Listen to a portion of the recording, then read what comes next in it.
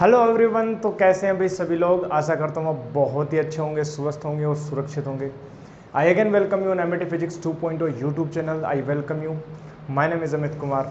तो आपका स्वागत है प्यारे दोस्तों। जल्दी से अपने नोटबुक को निकाल लेंगे और अब हम फर्दर डिस्कशन करते हैं हमारे इस चैप्टर में, दैट इज़ रे ऑप्टिक्स और we can also say geometrical optics. तो प्यारे दोस्तों जल्दी से नोटबुक निकालेंगे और हम डिस्कस कर रहे थे, कंप्लीट डिस्कशन हो गया था स्फेरिकल मिरर के ऊपर। हमारा स्फेरिकल मिरर हो चुका था, प्लेन मिरर हो चुका था और हमने बोला था कि आज इस लेक्चर में हम क्वेश्चंस करेंगे। डिस्कशन तो हो गए थे ऑलमोस्ट, और बाकी जो क्वेश्चंस बचे हैं वो at the end of chapter हम कवर कर लेंगे। ठीक है, तो जैसा कि हम पढ़ रहे थे और रिफ्लेक्शन हो गया था, रिफ्लेक्शन के अंदर हमने पढ़ा प्लेन मिरर को और स्फेरिकल मिरर को, और उनसे इमेजेस हमने ड्रॉ की, इमेजेस कैसे बनती हैं, उनके कर्व्स देखे हमने, वेव्स के इलेक्ट्रोमैग्नेटिक वेव्स बताए हमने, लाइट जो इलेक्ट्रोमैग्नेटिक वेव्स होती है, ठीक है, ये हमने बताया। उसमें भी हम टू टाइप क्लासिफिकेशन किया था, ज्योमेट्रिकल ऑप्टिक्स और वेव ऑप्टिक्स। ज्योमेट्रिकल ऑप्टिक्स में हम पढ़ रहे हैं, ठीक है। वेव ऑप्टिक्स हम नेक्स्ट लेक्चर में हम डिस्कस करेंगे, नेक्स्ट चैप्टर में, ठीक है, नेक्स्ट चैप्टर में हम डिस्कस करेंगे। तो आज हम डिस्कस करने वाले नया टॉपिक, दैट इज रिफ्रैक्शन। ठीक है, रिफ्लेक्शन के अंतर्गत हमारे पास जितने भी टॉपिक्स थे वो हमने कवर कर लिए। आज हम पढ़ेंगे रिफ्रैक्शन क्या होता है, रे का रिफ्रैक्शन, लाइट रे है वो रिफ्रैक्शन कैसे कैसे शो करती है और क्या होता है रिफ्रैक्शन, ठीक है, उसको डिस्कस करेंगे। रिफ्रैक्शन, ठीक है, जिसको बोलते हैं हिंदी में अपवर्तन। ठीक है, तो प्यारे दोस्तों रिफ्रैक्शन क्या होता है हमने आपको बताया था, ऑलरेडी हम डिस्कस कर चुके हैं कि refraction, reflection and absorption, there are three phenomenon we observe whenever an light ray falls on any medium, falls on any surface. तो डिपेंड करता है, अगर वो सरफेस ओपेक हो, अपने पास ट्रांसपेरेंट हो, ठीक है, कंप्लीट रिफ्लेक्टिंग हो, वो उस पर डिपेंड करता है कि कौन सा फिनोमेना ज़्यादा होगा। मान लो रिफ्रैक्शन हो रहा है, रिफ्रैक्शन का मतलब क्या होता है, जब लाइट रे किसी एक मीडियम से ट्रेवल करती हुई और दूसरे मीडियम में जो है वो चली जाए, ठीक है, इस फिनोमिनन को हम बोल देते हैं रिफ्रैक्शन। ठीक है, ये हमने बोला था, मान लो मीडियम नंबर 2 है, ये मीडियम 2 है, ये मीडियम 2 है और ये मीडियम 1 है। हमने आपको पहले भी बताया था कि ये जो एंगल है वो इंसिडेंट एंगल है, ये है एंगल ऑफ रिफ्रैक्शन, यानी इसको हमने बोल दिया आर, एंगल ऑफ रिफ्रैक्शन। तो रिफ्रैक्शन फिनोमिना में हमने आपको ये भी बताया था कि देखो, अगर इस लाइट रे की फ्रीक्वेंसी f1 है, वेवलेंथ λ1 है और स्पीड जो वो v1 है, तो इस सेकंड मीडियम में, ये मीडियम थोड़ा डेंसर ले लेते हैं, उसके ऊपर भी आएंगे डेंसर और एरर में। डेंसर मीडियम है तो इसमें मैंने बोला था कि जो फ्रीक्वेंसी है, कोई भी मीडियम हो, फ्रीक्वेंसी है वो चेंज नहीं होती, यानी सेम रहती है, फ्रीक्वेंसी f1 ही रहेगी। वेवलेंथ चेंज होती है और स्पीड भी क्या होती है, चेंज होती है, क्योंकि फ्रीक्वेंसी डिपेंड करती है सोर्स पर, और जो वेव की, ये वेव ही तो है, वेव की जो स्पीड होती है वो मीडियम पर डिपेंड करती है, v equal to F lambda. ठीक है, ये हमने डिस्कस किया था। अब एक और बात हम डिस्कस करने वाले, देखो हम जानते हैं कि v1 जो होगा वो होगा f1 इंटू λ1 एंड v2 जो होगा वो होगा f1 इंटू λ2, क्योंकि फ्रीक्वेंसी सेम है। तो मैं ऐसे लिख सकता हूँ कि v1 बाई λ1, ठीक है ना, या v1 by v2, v1 by v2 is equal to मैं लिख सकता हूँ λ1 बाई λ2। ये बात हमने बताया था पहले भी, ठीक है, ये बेसिक चर्चा चल रही है रिफ्रैक्शन के बारे में, फिर हम इसके लॉज पर आएंगे, ठीक है, लॉज ऑफ रिफ्रैक्शन। ठीक है, अब मीडियम 1 और मीडियम 2 की खासियत क्या है, ये डिफरेंट मीडियम क्यों है। देखिए प्यारे दोस्तों, मीडियम जो होता है वो अलग अलग मीडियम होते हैं, जैसे एयर मीडियम हो गया, वैक्यूम हो गया, वाटर मीडियम हो गया, ग्लास हो गया, सैंड हो गया, ऑयल डाल दिया, सारे अलग अलग मीडियम है। अब इस मीडियम की एक प्रॉपर्टी होती है, that is we define refractive index. क्या करते हैं हम, डिफाइन करते हैं किसी भी मीडियम के लिए एक रिफ्रैक्टिव इंडेक्स डिफाइन करते हैं। अच्छा जी, ये रिफ्रैक्टिव इंडेक्स क्या होता है देखना जरा। रिफ्रैक्टिव इंडेक्स, मैंने आपको एक बात बताई थी जब इलेक्ट्रोमैग्नेटिक वेव के बारे में डिस्कस कर रहे थे तब, और ये वाली डिस्कशन हमने क्वांटम फिजिक्स में भी हमने डिस्कस कर लिया था, जो हमारा इलेक्ट्रोमैग्नेटिक वेव जो हो वो चल रहा था। ठीक है, 12th फिजिक्स में आप जाएंगे प्लेलिस्ट में, वहाँ पर इलेक्ट्रोमैग्नेटिक वेव चैप्टर में जाएंगे। उस इलेक्ट्रोमैग्नेटिक वेव चैप्टर में हमने बताया है कि कोई भी इलेक्ट्रोमैग्नेटिक वेव किसी भी मीडियम में हो ना, किसी भी मीडियम में हो, उसके लिए हमारे पास जो फॉर्मूला आता है स्पीड का, वो आता है mu naught mu R epsilon naught और अपसाइलन आर, और 1/म्यू naught epsilon under root mu naught epsilon naught हो जाता है सी, और ये हो जाता है mu R epsilon R. C जो है वो उस स्पीड ऑफ लाइट है वैक्यूम में, ठीक है ना, speed of light in vacuum, और ये म्यू आर अपसाइलन आर, ये रिलेटिव परमिबिलिटी, ये रिलेटिव परमिटिविटी ऑफ मीडियम। अब इस फैक्टर को जो है ना, जिस फैक्टर से स्पीड ऑफ लाइट जो है वैक्यूम से घट करके v हो जाती है, इस फैक्टर को हम रिप्रेजेंट करते हैं n से, दैट इज कॉल्ड, म्यू से भी रिप्रेजेंट करते हैं, this is called refractive index, this is called refractive index of that medium, refractive index, refractive index of any medium.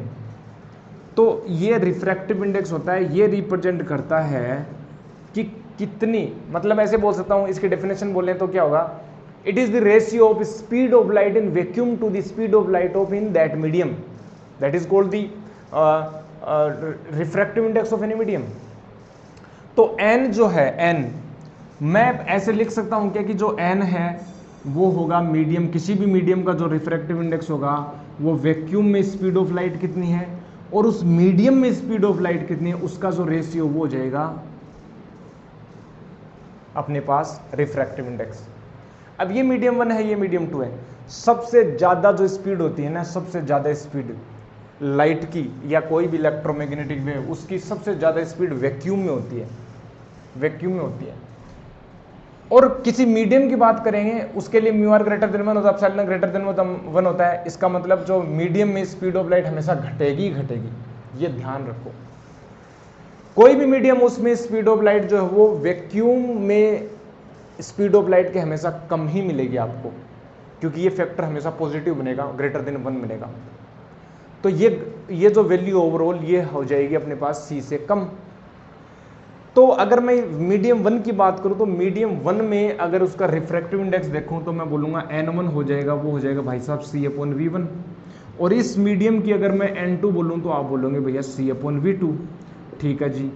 अब देखो v1/v2 से अपन देखें, सो मैं ऐसे लिख सकता हूं, क्या मैं ऐसे लिख सकता हूं, देखो इनवर्सली प्रोपोर्शन है, तो v1/v2 जो हो जाएगा वो हो जाएगा n2/n1। ठीक है। अब इक्वेशन नंबर 1 और इक्वेशन नंबर 2 को अगर हम मर्ज कर दें और भी अच्छा हो जाएगा अपने पास। क्या हो जाएगा, हम ये बोल सकते हैं भैया ये हो जाएगा v1/v2 is equal to λ1/λ2 is equal to n2/n1। This is the complete formula we got after merging the equation 1 and 2। तो ये तो जनरल डिस्कशन थी, हमने पहले भी कर चुके थे, लेकिन ये वाला फॉर्मूला अब हमने ड्राइव कर दिया। इंपॉर्टेंट बात आप तक समझ में आ गई, बहुत बढ़िया भाई, बहुत ही शानदार। ठीक है। अब ये इनका प्रूफ अगर जानना हो तो आप 12th फिजिक्स के हमारी प्लेलिस्ट में जाएंगे, वहाँ पर इलेक्ट्रोमैग्नेटिक वेव का चैप्टर देखेंगे और उस इलेक्ट्रोमैग्नेटिक वेव के पूरे चैप्टर को आप आसानी से और धीरे धीरे पढ़ेंगे। ठीक है। तब वहाँ पर हमने ड्राइव किया है कि ये फॉर्मूला कहाँ से आता है। ठीक है। अब बढ़ते हैं अपने पास, अब अपने पास आते हैं हम किसके ऊपर, रिफ्रैक्शन के लॉज ऑफ रिफ्रैक्शन। ठीक है, ये तो हो गया। लॉज ऑफ रिफ्रैक्शन क्या होते हैं, देखो लॉज ऑफ रिफ्रैक्शन हम पढ़ेंगे, जैसे हमने लॉज ऑफ रिफ्लेक्शन हमने पढ़े थे वैसे ही हम पढ़ेंगे laws of refraction. Laws of refraction important बात, नेक्स्ट हेडिंग डाल लेंगे, नेक्स्ट हेडिंग हम डालेंगे नीचे नेक्स्ट पेज के ऊपर, हम बोलेंगे कि लॉज ऑफ रिफ्रैक्शन क्या होते हैं। लॉज ऑफ रिफ्रैक्शन प्यारे दोस्तों देखना जरा, लॉज ऑफ रिफ्रैक्शन में यदि मैं आपसे बात करूं ना, तो पहला लॉ तो हमें सिंपल सी पता है, जिसको बोलते हैं स्नेल्स लॉ, ठीक है ना। इसको स्नेल्स लॉ भी बोलते हैं, स्नेल्स ने बताया था।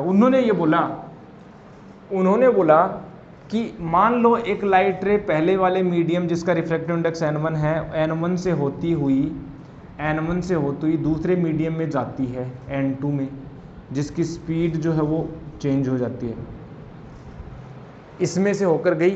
तो उन्होंने बोला कि जो इंसिडेंट एंगल है उसकी साइन, यानी sine of incident angle and sine of refracted angle of refraction, उनका जो रेशियो है ना वो हमेशा जो है उस पर्टिकुलर वेवलेंथ ऑफ लाइट के लिए, उस पर्टिकुलर पेयर ऑफ मीडियम के लिए हमेशा कांस्टेंट रहेगा।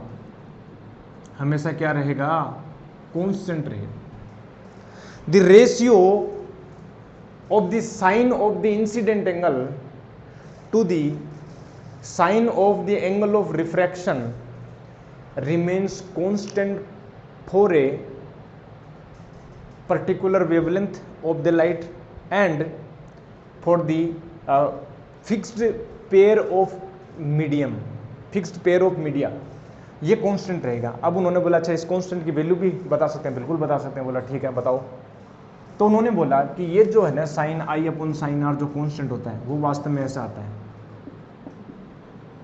वो ऐसा आता है। उन्होंने जब देखा तो उन्होंने जब ऑब्जर्व किया, ये लॉज है प्यारे दोस्तों, sine i upon sine r, जिस मीडियम में गई वो n2, तो उन्होंने बोला ये जो आता है वो आता है n2 अपॉन n1, मतलब सेकंड मीडियम का रिफ्रैक्टिव इंडेक्स फर्स्ट मीडियम के रेस्पेक्ट में n2 n1, सेकंड मीडियम का रिफ्रैक्टिव इंडेक्स फर्स्ट के रेस्पेक्ट में n2/n1, ये रेशियो आया था। मतलब रिफ्रैक्टिव इंडेक्स बहुत इंपॉर्टेंट है, ठीक है ना। अब देखो यहाँ से हम कैलकुलेट कर सकते हैं, या ऐसे भी बोल सकते हैं, क्या कैसे बोल सकते हैं? साइन आई, हालांकि लो तो इतना ही है, लो तो इतना ही है, लेकिन हम इसको और भी लिख सकते हैं। देखो n2/n1 लिख सकते हैं, बिल्कुल जी।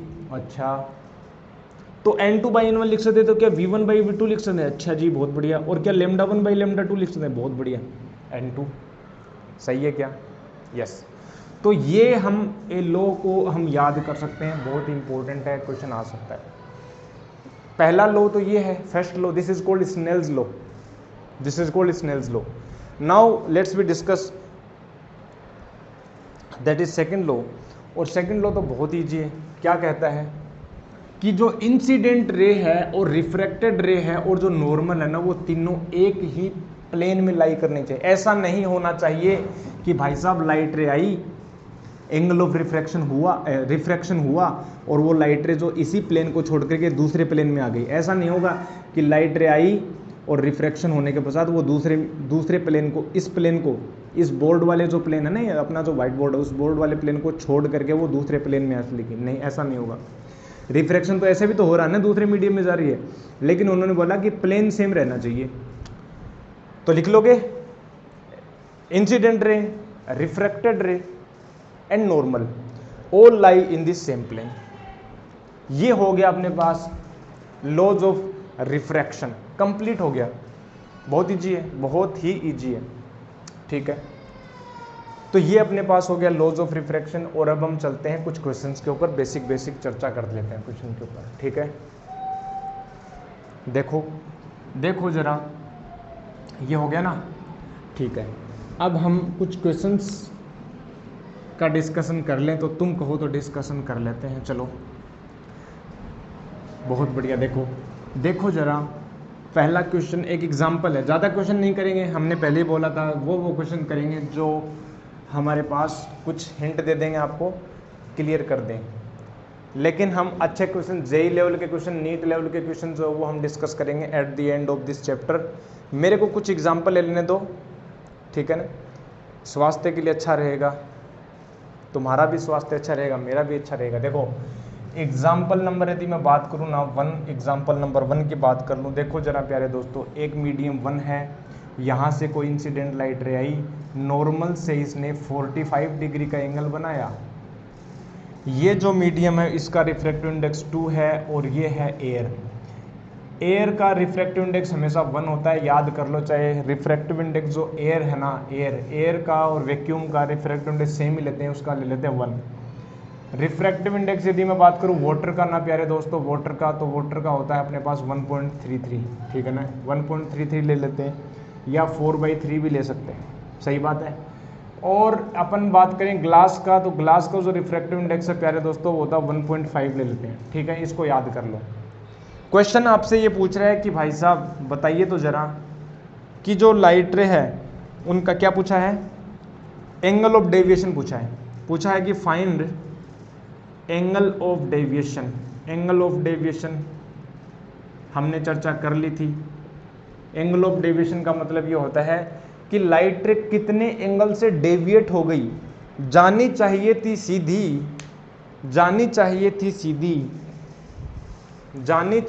सीधी, लेकिन ये डेविएट होगी प्यारे दोस्तों। देखना रिफ्रैक्शन होगा कि नहीं होगा, रिफ्रैक्शन एक मीडियम से दूसरे मीडियम में जा रही है, रिफ्रैक्टिव इंडेक्स अलग अलग है, तो लगाओ formula n1 sin i equal to n2 sin r। n1 बोले तो 1 हो गया, sin i equal to 45 degree हो गया, n2 बोले तो n√2 हो गया, और sin r फाइन 45 डिग्री 1/√2 और ये 1/2, यानी r जो हो गया वो हो गया 30 डिग्री एंगल। नॉर्मल से एंगल कितना बना रही है, 30 डिग्री बना रही है। अच्छा जी, 30 डिग्री एंगल पर चली जाएगी, समझ रहे हो ना। ये तो जानी चाहिए थी सीधी, लेकिन ये चली जाएगी कैसे, देखो जरा। अगर मैं तुमसे ये बोलूं कि भैया जानी चाहिए थी सीधी, लेकिन चली गई कैसे, ऐसे। कितने एंगल पर चली गई, ये चली गई भाई साहब 30 डिग्री एंगल के ऊपर चली गई। टोटल एंगल है 45 डिग्री, तो कितने से डेविएट हो गई, ये जानी चाहिए थी ऐसे, डेविएट हो गई ऐसे, तो ये एंगल जो बचाना ये बना 15 डिग्री एंगल, और 15 डिग्री डेल जो बना वो बना 15 डिग्री और क्लॉकवाइज डायरेक्शन में, ठीक है ना, क्लॉकवाइज डायरेक्शन में ये अपने पास डेविएट हो गई। समझ गए इतनी बात। बेसिक क्वेश्चंस हैं, बहुत ही बढ़िया। नेक्स्ट क्वेश्चन देखते हैं, एक छोटा सा एग्जाम्पल है अपने पास, देखो तो जरा। एग्जाम्पल नंबर 2 की चर्चा कर लूँ तो मुझे अच्छा लगेगा। मान अपने पास एक दे रखा है, एक स्फीयर दे रखा है, यहाँ से कुछ इस प्रकार, यहाँ से आपको बोल रखा है कि आपको ये दे रखा है कि यहाँ से देखना जरा, ये जो लाइट रे है यहाँ से गिरी और ये 60 डिग्री एंगल के ऊपर गिर रही है, तो हमें पूछा है कि find the angle of deviation. ये जो मीडियम है वो √3 दे रखा है और ये मीडियम 1 दे रखा है, एयर है ये, ठीक है। तो कैसे करेंगे, सेम लगाएंगे, देखो चेक करो जरा इसको। लाइट रे आ रही है एक मीडियम, हवा वाले मीडियम से दूसरे मीडियम में जा रही है। ये स्फीयर दे रखा है, क्या दे रखा है, स्फीयर दे रखा है, जिसका रिफ्रैक्टिव इंडेक्स √3 दे रखा है, ठीक है। तो कोई भी ग्लास हो सकता है जिसका जरूरी नहीं ग्लास अगर नहीं दे रखा हो ना तो हम 1.5 मानेंगे। ग्लास का रिफ्रैक्टिव इंडेक्स हमेशा 1.5 मानेंगे, अगर नहीं दे रखा, अदरवाइज दे रखा तो √3 मान लेंगे। जानी चाहिए थी सीधी, लेकिन एक बार रिफ्रैक्शन होगा कि नहीं होगा। ये डेल पूछा है, इसने क्वेश्चन में पूछा है नेट डेविएशन बताओ, बता देंगे। मुझे एक बात बताओ, यहां पर अगर मैं रिफ्रैक्शन लगाऊं, लॉज ऑफ अपने पास रिफ्रैक्शन लगाऊं, तो देखो यहाँ पर n1 sin i equal to n2 sin r, तो n1 कितना है, n1 अपने पास 1 है, और sin i यानी sin 60 डिग्री, sin 60 बोले तो √3/2, n2 बोले तो √3, sin r बोले तो sin r, तो r इक्वल टू हो गया 30 डिग्री एंगल। सही बात है, मतलब जानी चाहिए थी सीधी, लेकिन 30 डिग्री। देखो नॉर्मल कहाँ बनेगा, नॉर्मल बनता है इस सरफेस के परपेंडिकुलर और जो सेंटर ऑफ कर्वेचर, मतलब इसके सेंटर से जाएगा, यही नॉर्मल है। नॉर्मल से कितने एंगल पर चली जाएगी, 30 डिग्री, यानी यहाँ से जो है इस प्रकार से 30 डिग्री एंगल पर चली जाएगी। ये जो एंगल होगा ना, ये 30 डिग्री एंगल होगा प्यारे दोस्त, बहुत बढ़िया। अब ये लाइट रे ऐसे गई, अब ये बाहर भी निकलेगी, इस मीडियम से दूसरे मीडियम में जा रही है, मतलब अगेन रिफ्रैक्शन, अपने पास रिफ्रैक्शन फिनोमिनन हो रहा है। तो अब अगेन हम क्या करेंगे, यहाँ पर भी हम लगाएंगे laws of refraction, Snell's law लगाएंगे। तो N1 साइन आई। अच्छा, अब ये साइन आई देखो कितना है, साइन आई। तो एक बात तो बताओ जरा कि यहाँ पर अगर मैं बात करूँ नॉर्मल, तो देखो नॉर्मल ऐसे तो बनेगा ना, नॉर्मल ऐसे बनेगा। इस ट्राइंगल की बात करूँ तो देखो ये जो रेडियस है, ये जो डिस्टेंस है ये भी r है, और ये डिस्टेंस है ये भी r है। r डिस्टेंस है और ये कॉमन है साइड, तो ये एंगल कितना होगा, ये एंगल भी कितना होगा, 30 डिग्री होगा। टू साइड्स कॉमन है ना यार, टू साइड्स कॉमन है, और ये इन दोनों के लिए सेम। अगर आप परपेंडिकुलर डालो 90 90, तो दो एंगल सेम बन गए, दो साइड्स अपने पास सेम बन गई, तो हो गए ना वो सर्वांगसम त्रिभुज हो गए ना, बिल्कुल। तो अब आई जो है 30 डिग्री हो गया, तो N1 साइन आई, साइन 30 डिग्री हो जाएगा 1/2। N1 sine i equal to N2 1 हो गया, साइन R अपने को निकालना है √3/2। √3/2 यानी यहाँ से जो R हो गया वो हो गया 60 डिग्री। 60 डिग्री हो गया, मतलब जानी चाहिए थी लाइट रे सीधी, लेकिन नॉर्मल से कितने एंगल बनाएगी। देखो ये नॉर्मल है ना, ये नॉर्मल ही है देखो, ठीक है ना। जानी चाहिए थी सीधी, लेकिन चली जाएगी 60 डिग्री कोण पर, यानी ये जो एंगल बनेगा ना, ये एंगल बनेगा 60 डिग्री। ये टोटल एंगल 60 डिग्री है और ये एंगल 30 डिग्री है, तो ये एंगल कितना हो गया, 30 डिग्री हो गया। टोटल एंगल कितना, 60 डिग्री। देखो यहाँ पर अगर मैं एंगल ऑफ डेविएशन निकालूँ del1, अगर मैं यहाँ पर अगर मैं del1 निकालूँ, ध्यान देना जरा, यहाँ पर अगर मैं del1 निकालूँ तो देखो ये जो है टोटल है अपने पास 60 डिग्री, और ये 30 डिग्री से डेविएट हो गई। ये एंगल कितना है, 30 डिग्री, तो 30 डिग्री से डेविएट हो गई और क्लॉकवाइज हो गई, यानी del1 जो है 30 डिग्री हो गया और ये हो गया क्लॉकवाइज। यहाँ पर देखो तो जरा, यहाँ पर देखो del2 की बात करूँ, ऐसे जा रही थी लाइट रे सीधी 30 डिग्री। ये एंगल कितना है, ये 30 डिग्री है ना भैया, ये तो टोटल 60 डिग्री है, ये एंगल कितना 30 डिग्री है, ठीक है ना। जा रही थी सीधी लेकिन डेविएट हो गई 30 डिग्री एंगल से। देखो 30 डिग्री एंगल से डेविएट हो, तो del2 अगेन कितना है, 30 डिग्री क्लॉकवाइज में ही है, यानी 30 डिग्री क्लॉकवाइज में। तो मैं बात करूं कि भैया del नेट कितना हो गया, del नेट हो गया 30 डिग्री क्लॉकवाइज, 30 डिग्री क्लॉकवाइज यानी 60 डिग्री क्लॉकवाइज। सेम सेंस में तो ऐड हो जाएंगे, यानी del नेट हो जाएगा 60 डिग्री क्लॉकवाइज। सही बात है, सही बात है, ठीक है जी, बहुत बढ़िया। नेक्स्ट देख लेते हैं जरा, ओके ठीक है। अब हम बढ़ते हैं नेक्स्ट टॉपिक के ऊपर, दैट इज हम डिस्कस में, ये हो गया 2 एग्जाम्पल, बहुत है, ज़्यादा एग्जाम्पल हम नहीं करवाने वाले, क्वेश्चन हम करवाएंगे at the end of chapter, ठीक है। इसको नोट करना जल्दी से, और फिर हम बढ़ते हैं नेक्स्ट टॉपिक, दैट इज़ हमारा रिफ्रैक्शन का पहला topic, that is very very important. जैसे हमने रिफ्लेक्शन में पढ़ा था मिरर्स, हम रिफ्रैक्शन में पढ़ेंगे, लेंस भी पढ़ेंगे, और रिफ्रैक्शन में कुछ फिनोमेनन आते हैं वो भी हम देखेंगे। पहला आता है apparent depth and real depth. देखो क्या है, क्या मतलब है अपरेंट डेप्थ और रियल डेप्थ का। देखो जरा, अगर मैं तुमसे ये बोलूं कि अपरेंट डेप्थ का मतलब क्या,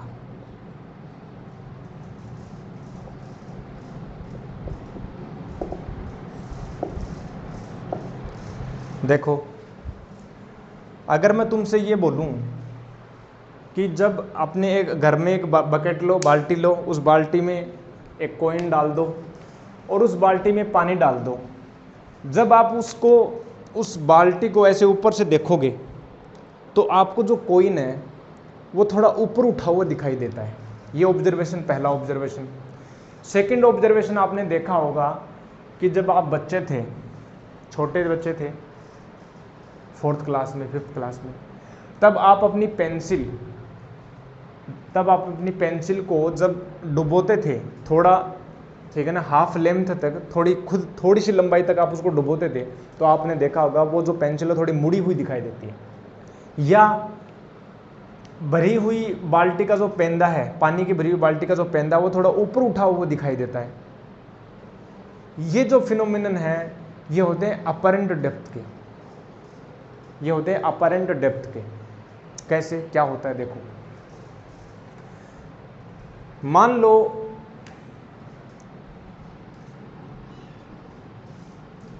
ये अपने पास एक बर्तन है, ठीक है ना। यहाँ पर अपने एक बाल्टी में पानी भर दिया आपने, या कोई भी एक अपने पास एक बर्तन है जिसमें आपने जो है पानी भर रखा है।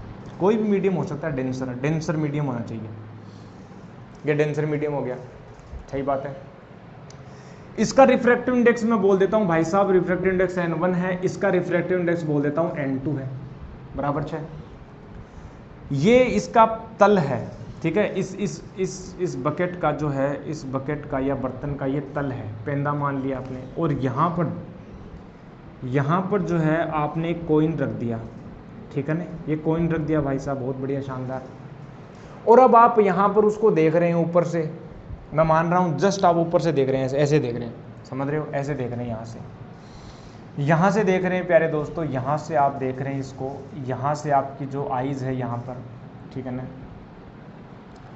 यहाँ से आपकी आइज़ है कुछ इस प्रकार से।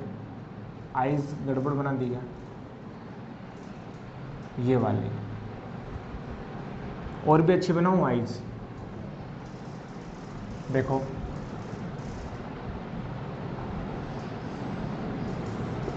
ठीक है ना। ये हमने आइज़ बना दी, ये आपकी कॉर्निया हो गई।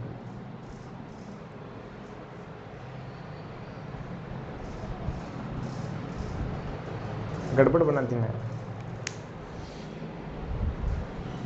आप देख रहे हैं ऊपर से, मैं आपकी आइज़ को सुंदर बनाना चाहता हूं लेकिन बन नहीं रही। लेट ट्राई, हम बनाते हैं ऐसे बनाते हैं, ठीक है ना। अगर मैं इसी को ऐसे बना दूं यहाँ पर, थोड़ा सा गड़बड़ चल रहा है, हाँ ठीक है, बना रहा हूँ अभी की बार, यस। और मैंने बना दिया, थोड़ा बड़ा बना दिया, ठीक है। और मैंने बना दिया, अच्छा ऐसे मैंने बना दिया ये वाला भाई साहब, और ये मैंने आपकी आइज़ बना दी, बहुत बड़ी बना दी ना, ठीक है। अब मैंने वास्तव में आइज़ बहुत छोटी होती है अपनी, बहुत छोटी होती है, तो इनके ऊपर जो एंगल बनाएगा ना, दो लाइट रे, कोई भी दो लाइट रे एंगल बनेंगे, वो बहुत स्मॉल एंगल बनेंगे। लेट मी टेल यू, मान लो एक लाइट रे आई यहाँ से, परपेंडिकुलर लाइट रे आ रही है, इस सरफेस पर, इस मीडियम से दूसरे मीडियम में जाएगी, लेकिन एंगल ऑफ आई कितना है यहाँ पर। अगर हम नॉर्मल बनाऊं तो यहाँ पर एंगल ऑफ आई 0 बनेगा। एंगल ऑफ आई जब 0 है तो एंगल ऑफ आर जो है वो भी कितना हो जाएगा, 0, यानी सीधी की सीधी चली जाएगी अपनी आंखों में। चूंकि अपनी आइज बहुत ही छोटी हैं, ये डायमीटर बहुत बड़ा नहीं है प्यारे दोस्तों, बहुत छोटा है, तो जो दूसरी लाइट रे आ रही है ना, वो कुछ इस प्रकार से आ रही है, देखो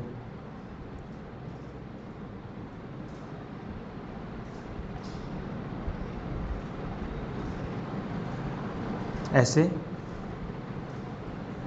यहाँ पर रिफ्रैक्शन होगा, क्योंकि अब की बार एंगल ऑफ जो आई है ना, वो कुछ ना कुछ है। आई जो है वो एंगल ऑफ इंसिडेंस जो है, एंगल ऑफ इंसिडेंस वो 0 नहीं है। अब की बार एंगल ऑफ इंसिडेंस 0 नहीं है, ये कुछ है, उसकी वैल्यू कुछ है, तो यहाँ पर तो 0 हो गया। जानी चाहिए थी सीधी, लेकिन थोड़ी सी दूर जाएगी, ठीक है ना। तो नॉर्मल से ये वाला जो एंगल हो गया ना, ये वाला जो एंगल हो गया, वो हो गया अपने पास angle of refraction, angle of refraction, ये हो गया एंगल ऑफ रिफ्रैक्शन। मैंने बोला कि ये जो एंगल ऑफ आर जो है ना, और ये आई है, ये बहुत स्मॉल एंगल है। क्यों स्मॉल एंगल है? क्योंकि हमें पता है अपनी जो लाइट रे, अपनी जो आंखें हैं वो ज़्यादा बड़ी नहीं है, ज़्यादा बड़ी नहीं है, तो ये जो लाइट रे वो बहुत पास पास होंगी। ये लाइट रे जितना पास पास आएगी ना, उतना ही आई वो घटता जाएगा, और आई घटेगा तो आर भी घटता जाएगा। तो जितना पास होंगी, मतलब इस नॉर्मल के बहुत पास हैं। इन लाइट रेज को हम पैराक्सियल लाइट रे कंसिडर कर सकते हैं, जो बहुत ही स्मॉल एंगल बनाती हैं, ठीक है ना। ये हमें मानना पड़ेगा, और ऐसा ही है, क्योंकि अपनी आइज़ बहुत ही छोटे हैं, अपनी आइज़ बहुत छोटी है। एक सिचुएशन ऐसा भी हो सकता है लाइट रे बहुत दूर है, तो वो दूसरा सिचुएशन आएगी। हम केवल पैराक्सियल रेज की बात करेंगे। किसकी बात करेंगे? पैराक्सियल रेज की। ये जो कॉइन है इसकी वास्तविक जो डेप्थ है, जितनी गहराई है, वो डी है। लेकिन एक बात बताओ, ये लाइट रे कैसे लगेगी इंसान की आंख को कि ऐसा लगेगा कि ये जो लाइट रे है ये पीछे से चलती हुई आ रही है, ऐसे चलती हुई आ रही है यहाँ पर। तो ये कॉइन जो है इसकी इमेज जो बन जाएगी वो यहाँ बन जाएगी। वर्चुअली मीट कर रही है ना ये दो लाइट रे, ये दो लाइट रे जो वो वर्चुअली मीट कर रही है। लाइट रे हमेशा सीधे पाथ पे चलती है, हमने बता दिया है प्यारे दोस्तों ये बातें, ठीक है, हम डिस्कस कर चुके हैं। तो ये इमेज यहाँ बन जाएगी, अब की बार यहाँ बनेगी, बिल्कुल यहाँ बन जाएगी इमेज। तो इमेज जब यहाँ बनेगी तो इसकी जो अपरेंट डेप्थ है वो कितनी लगेगी इसको, इस इंसान को जो है, इस इंसान के बच्चे को ये लगेगी, ये जो कॉइन है वो ऊपर रखा हुआ है, ऊपर रखा हुआ है। जितनी भी डिस्टेंस मेजर कर रहे हैं हम इस सरफेस से मेजर कर रहे हैं। पहली बात, पैराक्सियल रेज की बातें कर रहे हैं हम बातें कर रहे हैं पैराक्सियल रेज की प्यारे दोस्तों, हम बातें कर रहे हैं पैराक्सियल रेज की। पैराक्सियल रेज हैं, पैराक्सियल रेज हैं। क्यों है पैराक्सियल? चूंकि आईज जो हैं, आईज आर स्मॉल, हमारी जो आईज हैं वो स्मॉल होती है, नहीं होती? क्या हमारी गेंडे की आंखें थोड़ा ना होती हैं? तो आईज आर स्मॉल, तो पैराक्सियल रेज है, मतलब एंगल्स जो है ना, एंगल्स कौन कौन से? आई एंड आर जो वो स्मॉल होंगे। क्या होंगे? स्मॉल होंगे। जब स्मॉल होंगे तो एक बात तो बताओ, अब काम करते हैं। ये जेड बन रहा है क्या? देखो ये जो एंगल आई है और ये वाला जो है ना, ये और ये जो एंगल है वो आई है कि नहीं? ये भी आई होगा, जेड बन रहा है। दूसरी बात, ये नॉर्मल है और ये भी नॉर्मल है। यहाँ से हमने लाइट रे कट की, यहाँ से ये पीछे की बढ़ाई, तो ये आर है तो ये भी आर होना चाहिए, ये आर है तो ये भी आर होना चाहिए, ठीक है। अगर मैं नामकरण कर दूं इसका, अगर मैं नामकरण कर दूं तो ओ बोल देता हूँ, इसको बोल देता हूँ ए बोल देता हूँ, इसको मैं बोल देता हूँ बी बोल देता हूँ, ठीक है ना, इसको मैं बोल देता हूँ सी बोल देता हूँ, ठीक है ना। तो अगर मैं ट्रायंगल लूँ ए ओ बी में, ट्रायंगल ए ओ बी की यदि मैं बात करूं तो प्यारे दोस्तों जो टेन आई जो होगा ना, परपेंडिकुलर अपॉन बेस, परपेंडिकुलर कितना है? परपेंडिकुलर है डी, और बेस कितना हो जाएगा अपने पास, ठीक है ना, ये अपने पास परपेंडिकुलर हो जाएगा डी, और ये हो जाएगा अपने, ये डिस्टेंस कितनी है? ये डिस्टेंस मान लेते हैं एक्स है, ठीक है ना, कुछ ही मान लेते हैं, ठीक है, ये 90 अपने पास। परपेंडिकुलर अपने पास ए बी हो जाएगा, ए बी लेंगे ना, परपेंडिकुलर अपन बेस, ये अपने पास बेस हो जाएगा, देखो ये वाला, ये हाइपोटेन्यूज हो जाएगा, ठीक है ना, ये परपेंडिकुलर हो जाए, तो परपेंडिकुलर बोले तो ए बी, तो टेन आई में बोलूँ तो ए बी बोल देता हूँ और बेस में बोल देता हूँ डी को, ठीक है ना, तो ये हो गया डी।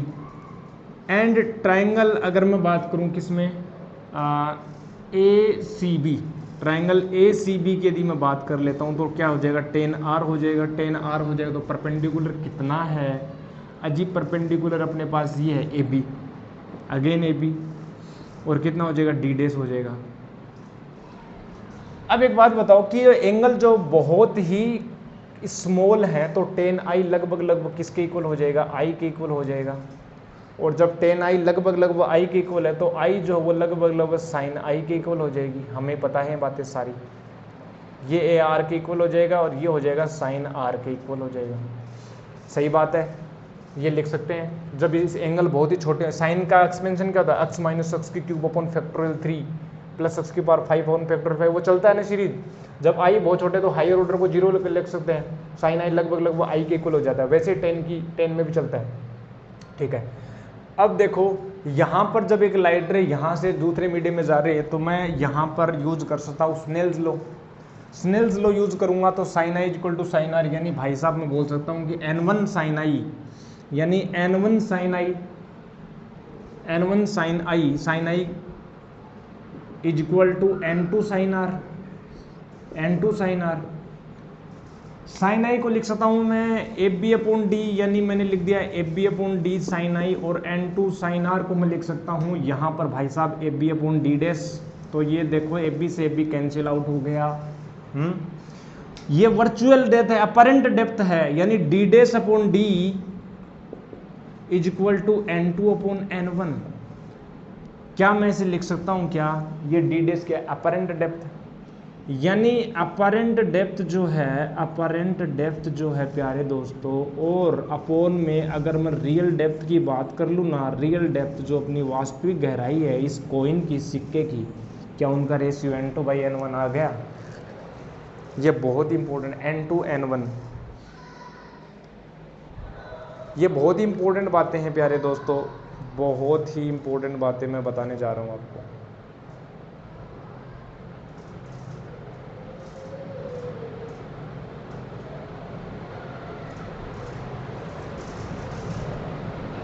N2 अपॉन N1,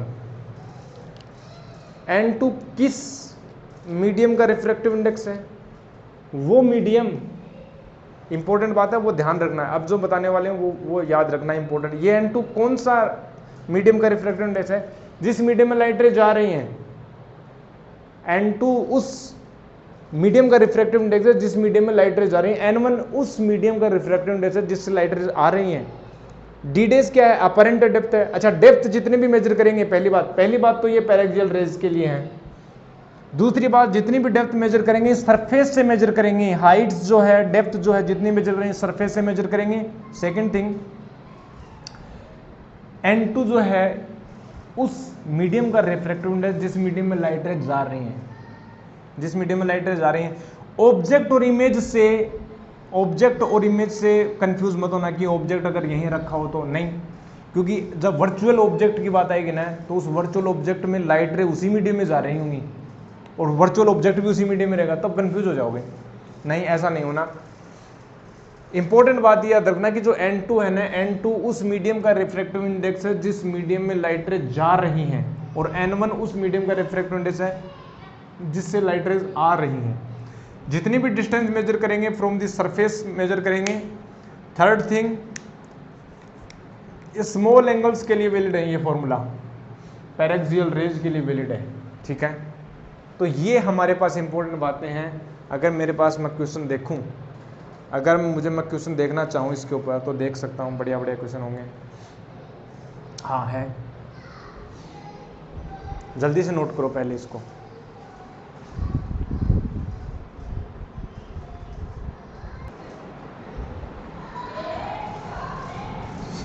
इसको करते हैं इरेज।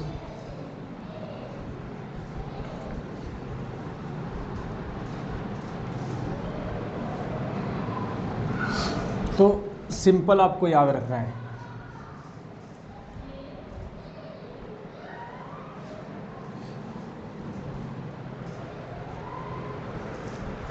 इंपॉर्टेंट याद रखना है कि अपरेंट डेप्थ और रियल डेप्थ, ठीक है। Apparent depth upon real depth is equal to कितना हो जाएगा, N2 अपॉन N1। N2 उस मीडियम का रिफ्रैक्टिव इंडेक्स है जिस मीडियम में लाइट जा रही है। एक एग्जांपल कर लेते हैं भाई साहब, एक एग्जांपल कर लेते हैं। Let me tell you one example, बहुत ही इंपॉर्टेंट। मान लो, देखो डाटा अच्छा ले लेते हैं ताकि कंफ्यूजन ना हो। जैसे एग्जांपल नंबर 1 ले लेते हैं। पहला एग्जांपल अगर मैं लूँ, देखो यहाँ पर एक, ये अपने पास वाटर है, ठीक है। ये वाटर है, इस वाटर में अपने पास, ठीक है ना, मछली कितनी डेप्थ पर,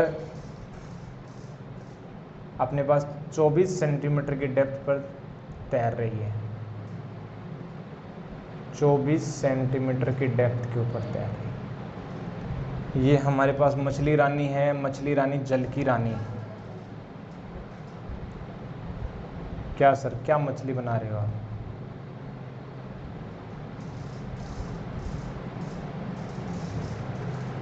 क्या मजाक कर रहे हो सर, ये मछली नहीं बना रही है, बनानी आती है आपको। Let me think how to make मछली। कैसी बनती है, कैसी दिखती है? अच्छा, बहुत बढ़िया बहुत बढ़िया बहुत बढ़िया। ऐसे होती है।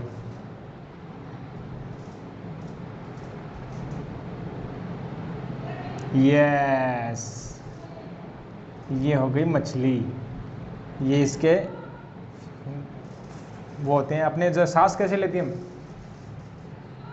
सांस कैसे लेती है मछली, मछली यहाँ पर इसके क्या होते हैं, अपने पास गलफड़े होते हैं जिसको हिंदी में बोलते हैं, ठीक है ना। अब यहाँ से 24 सेंटीमीटर के नीचे है और इस सरफेस से कितनी हाइट के ऊपर, इस सरफेस के अगर मैं बोलूँ कि कितनी हाइट ले लूँ, 36 सेंटीमीटर की हाइट के ऊपर, 36 सेंटीमीटर की हाइट के ऊपर एक ईगल है, ईगल, ठीक है ना, ईगल है। और वो जो है वो देख रही है इसको, वो उड़ रही है, ये भी इस तरफ चल रही है 24 सेंटीमीटर की। तो क्वेश्चन आपसे, अच्छा ये जो मीडियम है वाटर है, तो वाटर का रिफ्रैक्टिव इंडेक्स इसने दे रखा 4/3। क्वेश्चन आपसे पूछ रहा है कि पहला कि apparent depth of fish for the eagle, apparent depth of fish, apparent depth of fish, apparent depth of fish for the eagle, eagle को कितनी गहरी दिखाई देगी, मतलब ईगल को, ईगल ऑब्जर्वर है, ये देखेगी कि कितनी नीचे है, इसका मतलब ऑब्जेक्ट कौन बन गया, ऑब्जेक्ट बन गई मछली। अच्छा, ऑब्जेक्ट जब मछली बन गई तो पहली बात, मछली से एक लाइट रे सीधी चली जाएगी और फिर दूसरी जाएगी इस प्रकार से, तो लाइट रे जो वो दूसरे मीडियम में जा रही है, ठीक है ना। अपरेंट डेप्थ और रियल डेप्थ वाला डायरेक्ट लगाओ, अपरेंट डेप्थ हमें निकालनी है, यानी डी डेज हमें निकालनी है। रियल डेप्थ जो है वो कितनी है, 24 सेंटीमीटर, यानी 24 सेंटीमीटर हो गई। N2 उस मीडियम का रिफ्रैक्टिव इंडेक्स है जिस मीडियम में लाइट रे जा रही हैं, तो जिस मीडियम में लाइट रे, किससे, कौन से मीडियम में लाइट रे जा रही हैं, ये मीडियम में, इस मीडियम में जा रही हैं, मतलब एयर मीडियम में जा रही हैं, तो उस मीडियम का रिफ्रैक्टिव इंडेक्स हम दे लेते हैं N1 और N2 जो अपने पास कितना है, 4/3 हो गया। अच्छा जी, बहुत ही बढ़िया। तो डी डेज हम निकाल सकते हैं क्या, ऐसा ही है, चेक कर लो। Apparent depth upon real depth is equal to अपने पास जो जिस मीडियम का रिफ्रैक्टिव, उस मीडियम का रिफ्रैक्टिव इंडेक्स जिस मीडियम में लाइटें जा रही हैं, यानी 1 में जा रही हैं, और यहाँ पर हो गया अपने पास 4/3। सही बात है, बराबर से। तो यहाँ पर मैं बात करूँ तो अपने पास हो जाएगा 18 सेंटीमीटर अपने पास दिखेगी। लेट मी, मतलब ये जो लाइट रे है देखो, और होना भी ऐसे चाहिए, जानी चाहिए थी सीधी, जानी चाहिए थी सीधी, और वो थोड़ा डेविएट हो जाएगी, हालांकि बहुत ही पास है उसको देखने की, इसकी आंखें भी वो पैरेक्सियल रेज हैं, ठीक है ना, तो ऊपर की तरफ दिखेगी, मतलब 24 सेंटीमीटर है। तो ये जो है यहाँ से इसकी जो अपरेंट डेप्थ है वो होगी 18 सेंटीमीटर। कितनी होगी, 18 सेंटीमीटर। लेकिन क्वेश्चन में पूछा ईगल के लिए, तो ईगल के लिए 36 में 18 और जोड़ देंगे, यानी यहाँ से ये वाली दिखेगी ईगल के लिए, ठीक है ना, तो ये हो जाएगी 36 + 18। तो यहाँ पर फाइनल आंसर आ जाएगा ना, ये हो जाएगा 36 सेंटीमीटर + 18 सेंटीमीटर अपने पास जो फाइनल सॉल्यूशन हो जाएगा, और ये हो जाएगा अपने पास 54 सेंटीमीटर, ठीक है ना।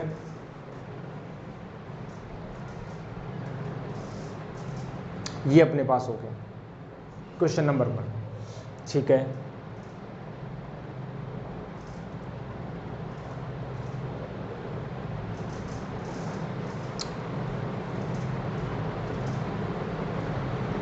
सेकंड क्वेश्चन अगर ऐसे पूछ ले कि आप अब की बार ये बताओ कि apparent height of eagle for the fish.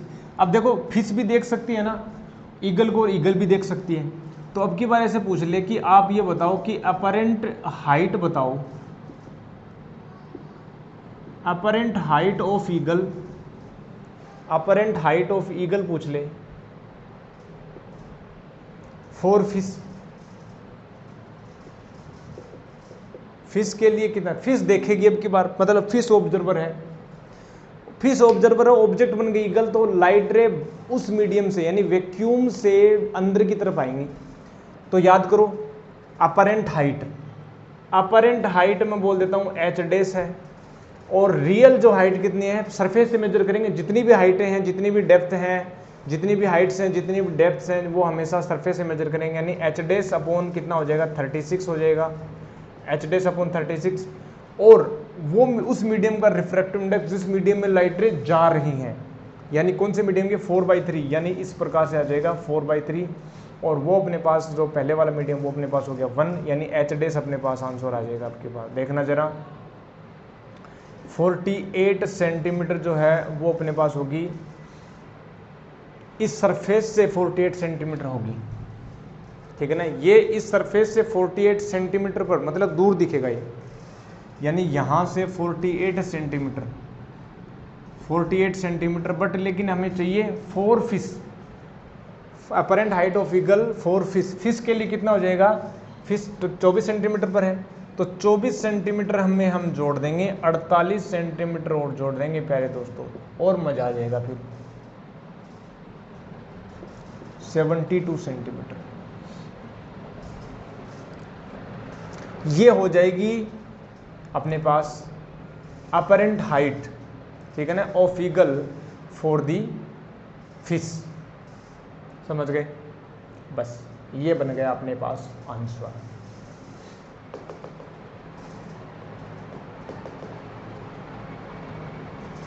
सही है।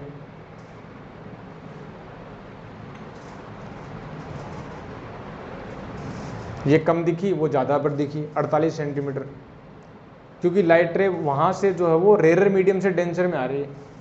रेयर मीडियम से डेंसर में आएगी तो बैंड होगी। देखो होता क्या है, ये ज़्यादा क्यों दिखने लग गई, क्योंकि लाइट रे होता क्या है, ये लाइट रे जो है, ये लाइट रे आ रही है अपने पास रेयर मीडियम से, और यहाँ से डेंसर में जाएगी। तो डेंसर में जाएगी ना, तो जानी चाहिए थी ऐसे, वो नॉर्मल की तरफ बेंड होगी, नॉर्मल की तरफ बेंड होगी, तो ये ऊपर की तरफ से आती हुई प्रतीत होगी। क्यों ऊपर की तरफ आएगी ना, देखो जब भी अपने पास कोई भी लाइट रे यहाँ से अगर उसमें आ रही है, डेंसर मीडियम में आ रही है, तो नॉर्मल की तरफ बेंड होती है, जानी चाहिए थी सीधी नॉर्मल की तरफ बेंड होगी। तो ये ऐसा लगेगा कि पीछे से आ रही है, तो हाइट जो है यहाँ से बढ़ जाएगी इसकी हाइट।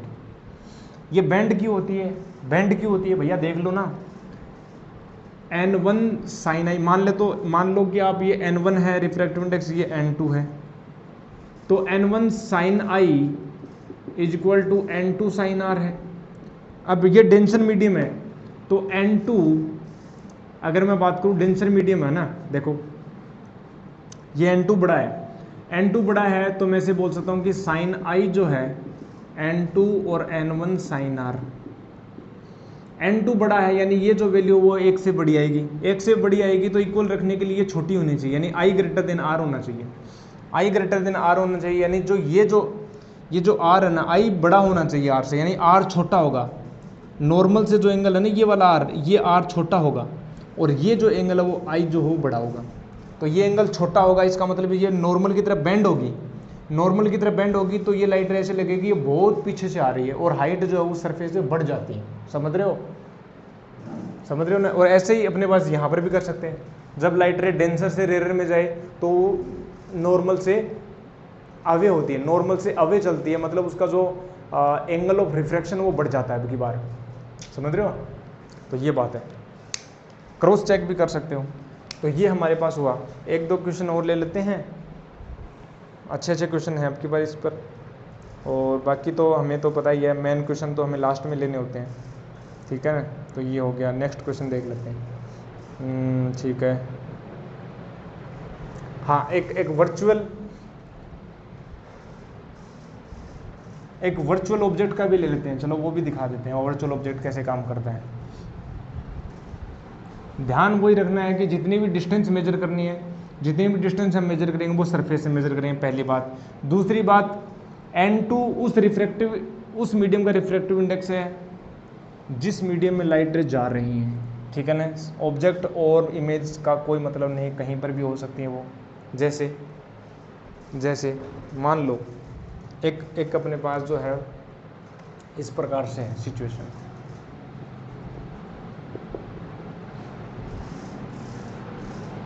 ठीक है ना, ऐसे है।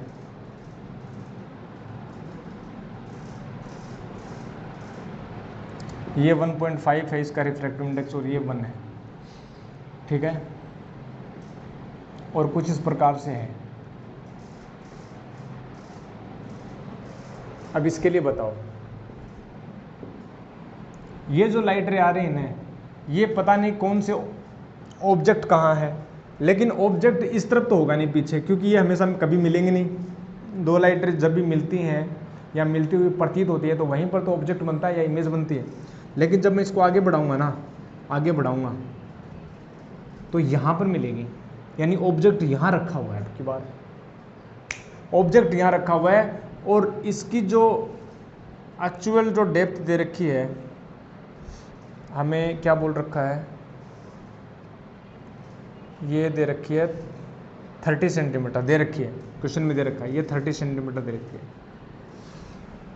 तो निकालो अब अपरेंट डेप्थ हमें निकालनी है इसकी, ठीक है ना। इस ऑब्जेक्ट की जो अपने पास जो अपरेंट डेप्थ मिलेगी, ठीक है ना, अपरेंट डेप्थ वो कहाँ बनेगी, वो ये बनेगा कहाँ, ठीक है।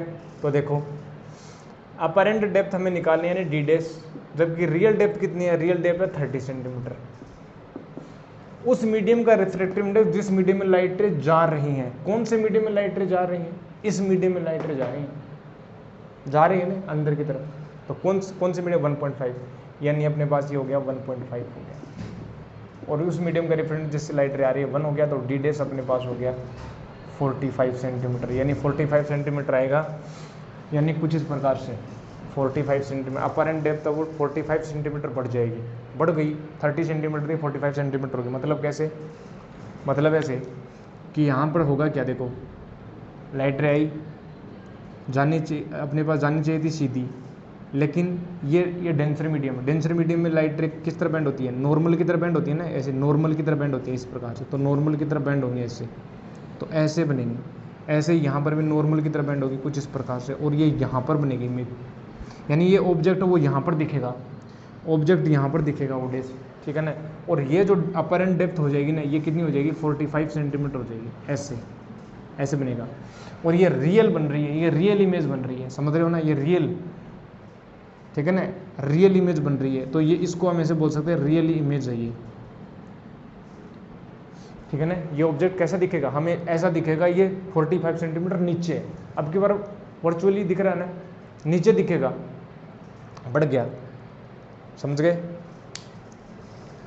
इसकी जो डेप्थ है वो बढ़ गई, 45 सेंटीमीटर नीचे हो गया। तो ऐसे ही याद रखना है इसको, apparent depth upon real depth. Real depth वो डेप्थ होगी जिस पर ऑब्जेक्ट वास्तव में रखा हुआ हो, वो वर्चुअल ऑब्जेक्ट भी हो सकता है, रियल ऑब्जेक्ट भी हो सकता है, is equal to N2 upon N1। N2 उस मीडियम का रिफ्रैक्टिव इंडेक्स जिस मीडियम में लाइट रे जा रही हैं, और N1 उस मीडियम का रिफ्रैक्टिव इंडेक्स जिससे लाइट रे आ रही हैं। ये बहुत इंपॉर्टेंट है, जितनी भी डिस्टेंस मेजर करनी है उस सरफेस से मेजर करनी है, ठीक है। ये हो गया। जैसे एक अच्छा क्वेश्चन बता दें आपको, एक अच्छा क्वेश्चन, बहुत ही बढ़िया, नोट करो पहले इसको।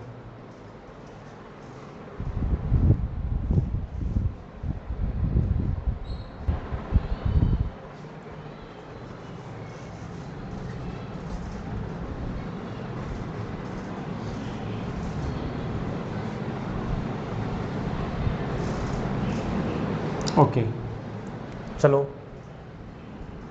एक और example, let me tell you. Next example क्या दे रखा है, देखो अब की बार। अच्छा, स्फेरिकल मिरर लगा रखा है इसमें, कॉनकेव,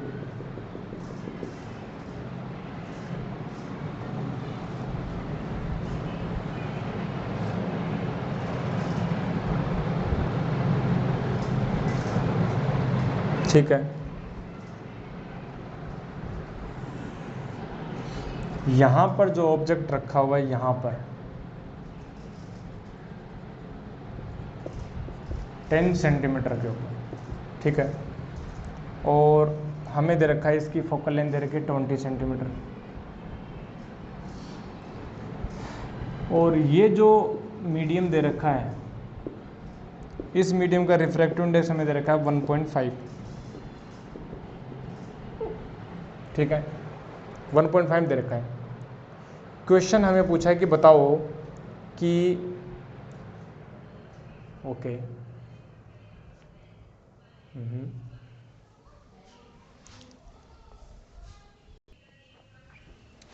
चलिए, ये जो रिमेनिंग क्वेश्चन है वो नेक्स्ट लेक्चर में कवर करते हैं, ठीक है।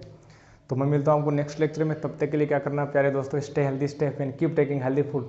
आई will meet you next lecture. तब तक के लिए थैंक यू वेरी मच। मुझे पता है आप मुझे नहीं देख पा रहे हैं, ठीक है, I am really sorry. I will meet you next lecture. तब तक के लिए करना thank you very much. Okay.